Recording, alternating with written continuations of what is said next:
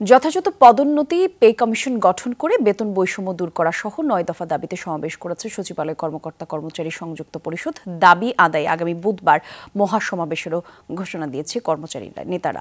৬৫% পর্যন্ত বিদ্যুৎ বিল সাশ্রয় করে আপনাকে রাখে প্রশান্তিতে। ওয়ালটন ফ্যান হাওয়া বদলে দেয়।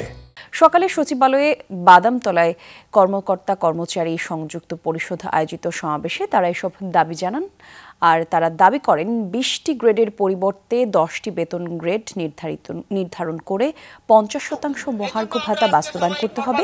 আগের মতো শতভাগ পেনশন গ্র্যাচুইটি প্রথা চালু এবং টাইম স্কেল ও সিলেকশন গ্রেড চালু দাবি করেন তারা। চাকরির বয়স সীমা ৫৯ বছরকে ৩ বছর বর্ধিত করে ৬২ বছর নির্ধারণের দাবি করেন তারা। এ সময় দাবি বাস্তবায়নে গড়িমসি এবং দুর্ব্যবহারের অভিযোগে এক যুগ্ম সচিবের অপসারণের দাবি জানান তারা।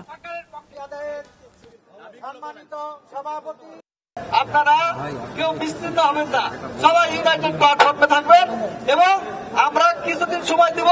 এর মধ্যে আমরা অফিসিয়ালি নেগোসিয়েট করব।